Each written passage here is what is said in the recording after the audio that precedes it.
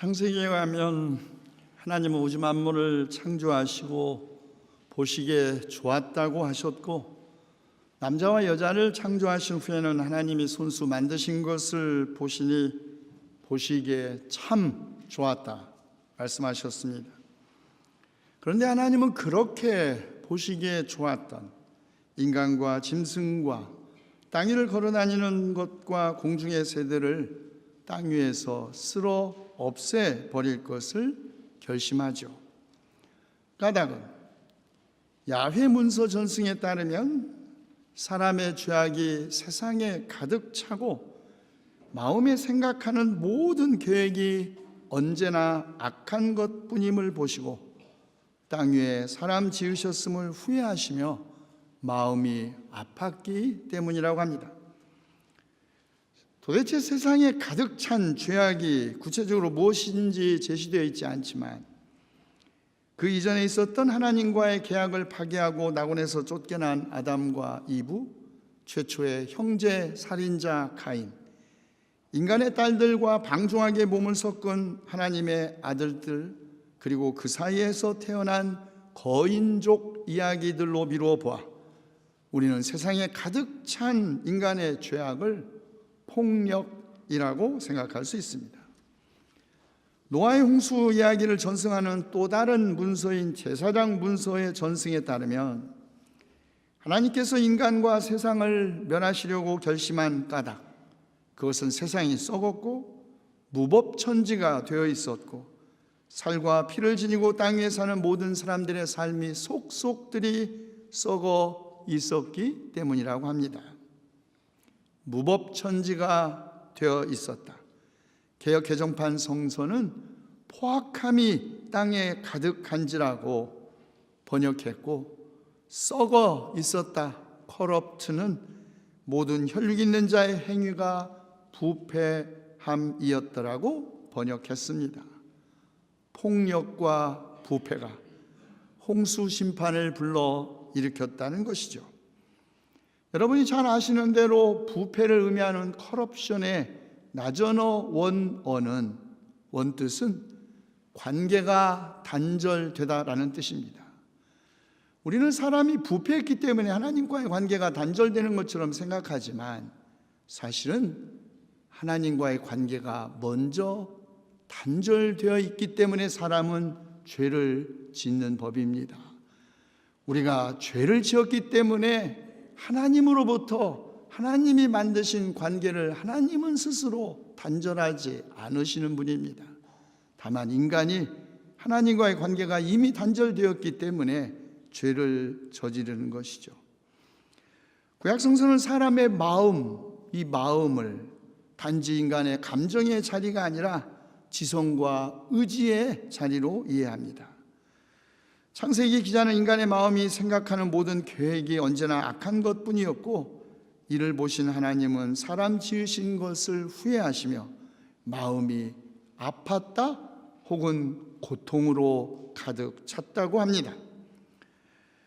구약 성서는 창조주이시며 절대자인 하나님께서 어떻게 인간처럼 후회하고 아픔을 느낄 수 있다는 말일까? 한탄하고 또 마음에 근심하였다라는 것을 조금도 주저함이 없이 표현하고 있습니다. 성서 기자는 창조주이신 하나님의 이 절대성과 위대함을 상대화하고 축소시키고 인격화할 위험성을 감수하면서까지 하나님도 인간처럼 후회하시고 기뻐하시고 분노하시고 싫어하시고 미워하시고 한탄하시고 사랑하시고 근심하시고 아파하시는 하나님의 역동적 인격성을 표현하고 있습니다.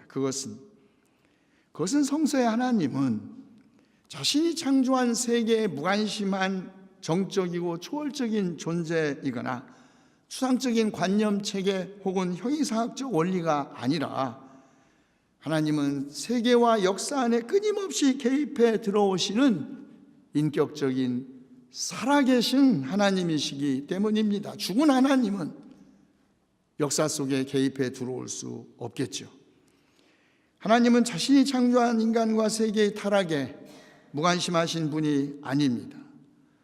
하나님은 후회도 하시고 분노도 하시고 질투하시고 마음 아파하시고 근심하시고 탄식하시는 신입니다. 하나님의 이런 강한 마음의 동요는 그 후에 일어나는 홍수 심판으로 모든 생명을 멸절하는 결심도 결코 방관적이고 냉정한 무관심 속에서 하신 것이 아님을 암시합니다. 바로 이 점에서 다신사회에서 신들의 전쟁과 제의를 반영하고 있는 고대 근동의 길가메시 서사시, 거기에 나오는 바벨론 홍수설화와 비록 영향을 받았긴 했지만 성서가 결정적으로 다른 점입니다. 하나님은 자신이 창조하신 인간과 모든 생명을 홍수로 쓸어버릴 계획을 세웠지만 노아와 그의 가족만은 살려두셨습니다. 그 이유가 무엇일까요? 그것은 노아가 주님께 은혜를 입었고 당대 의롭고 흠이 없는 사람이었으며 하나님과 동행하는 사람이었기 때문이라고 합니다.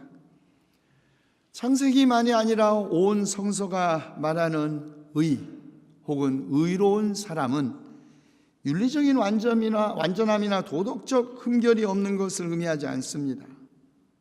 의로운 사람, 그 사람은 하나님께서 기뻐하시는 사람이죠. 설령 도덕적으로 결함이 있고 죄 가운데 있다고 하더라도 용서를 구하면서 회개하고 은혜가 아니고서는 살 수 없는 믿음을 가지고 하나님과 동행하는 사람, 그가 의로운 사람입니다. 그런데 하나님은 인간 세계의 폭력과 부패에 대한 심판을 인간에게만 하신 것이 아니라 땅도 함께 멸하시기로 결심하셨습니다. 하늘 아래 숨쉬는 모든 것과 살과 피를 가진 모든 것을 쓸어 없애신 것이죠.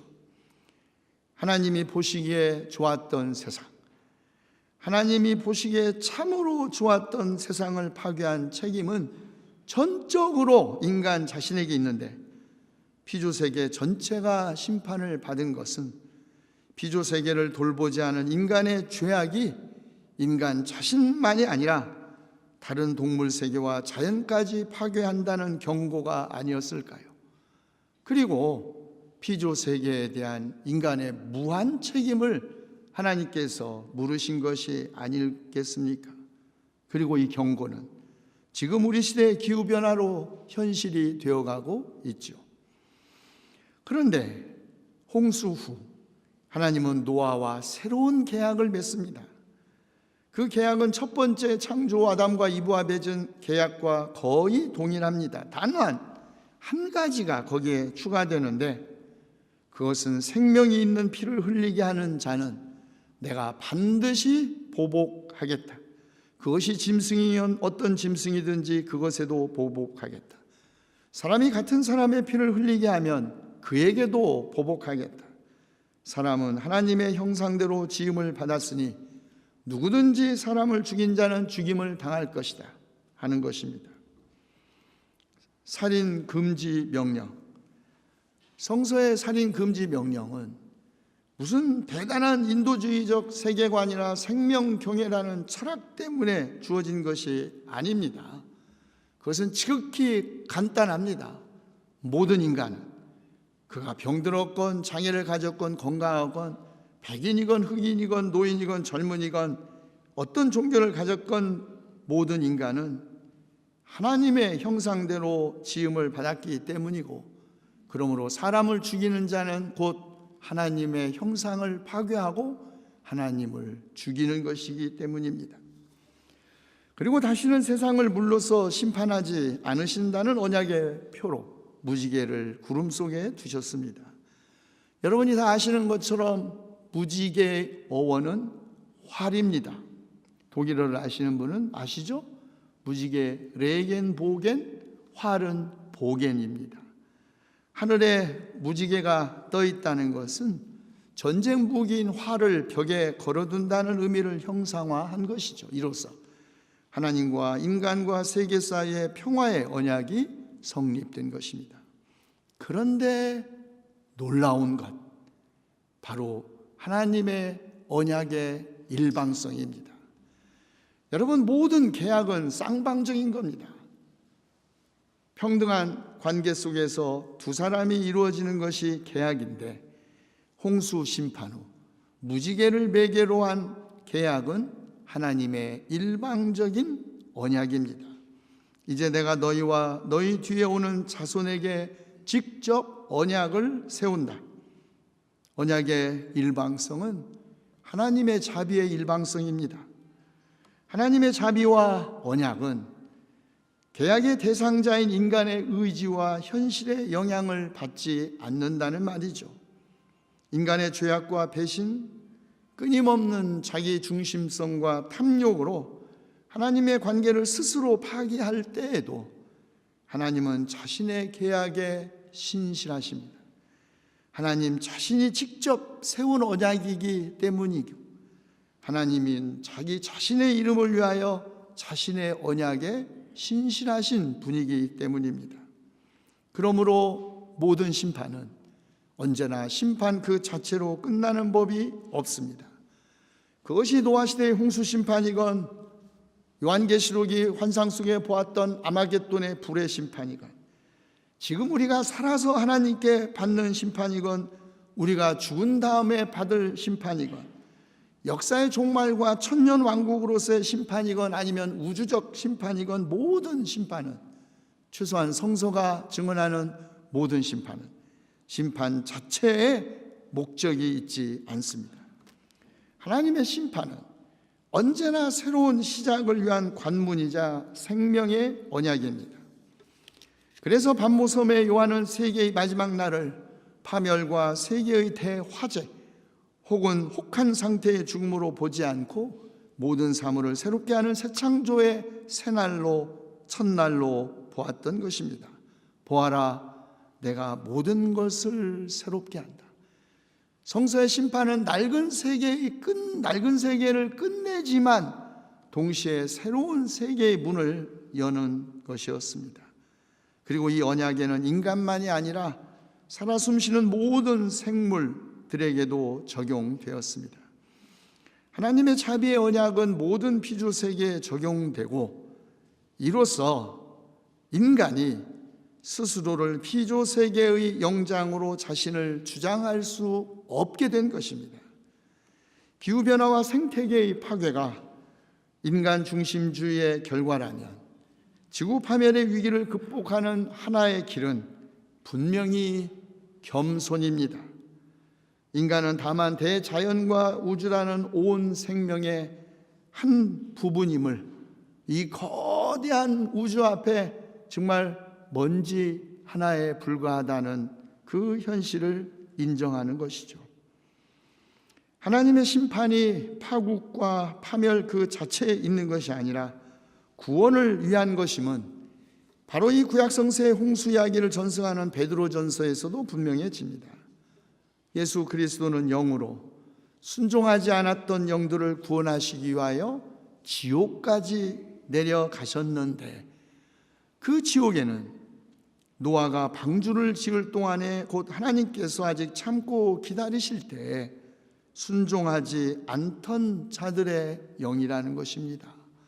만약에 베드로전서가 아마 주 80년 혹은 거의 1세기 초에 만들어졌다고 한다면, 어떻게 예수님께서 3000년 전에 노아의 홍수 때 죽은 영들을 구원하시기 위하여 지옥까지 내려가셨다는 말일까요?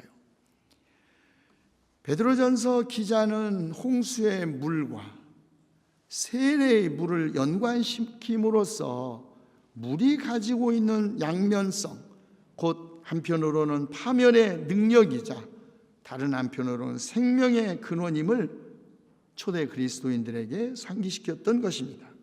세상은 물과 함께 심판을 받았으나 노아와 그의 가족들은 물로부터 구원을 받은 것처럼 그리스도인도 물을 통하여, 다시 말해 세례를 통하여 구원을 받았다는 것이죠. 그러나 베드로전서 기자에 따르면 세례는 육체의 더러움을 씻어내는 것이 아니라 예수 그리스도의 부활을 힘입어서 선한 양심이 하나님께 응답하는 것이라고 했습니다. 한 번 씻었다고 우리의 몸이 언제나 깨끗한 것이 아닌 것처럼 우리가 한번 세례를 받았다고 그것이 영원한 구원의 능력, 구원의 표징이 되는 것은 아닙니다. 세례 후에도 그리스도인은 그리스도의 부활을 힘입어 우리의 선한 양심이 하나님께 응답하는 일을 지속해야 합니다. 비록 우리가 선한 양심으로 하나님께 응답하지 못할 때에도 부활하신 그리스도는 하나님의 오른편에 계시면서 우리를 도우십니다. 지옥에까지 내려가 노아시대의 홍수심판으로 멸망한 영들까지 구원하시어 하나님 앞으로 인도하시는 그리스도께서 어찌 지금 우리를 하나님 앞으로 인도하시지 않으시겠습니까? 노아시대 홍수심판 이래 하나님은 역사의 고비마다 자기 백성과 세상을 심판하셨습니다. 하나님은 하늘 높은 곳에서 세상에서 일어나는 일을 다만 바라보는 관망자도, 사람이 살다가 죽은 후에 그를 천당과 지옥으로 보내는 심판관도 역사가 끝나기만을 기다리는 종말론자가 아닙니다.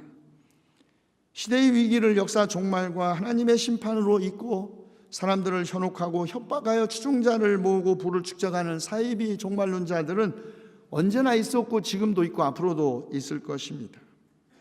그러나 성서의 하나님의 심판은 언제나 구원의 언약과 결합되어 있습니다.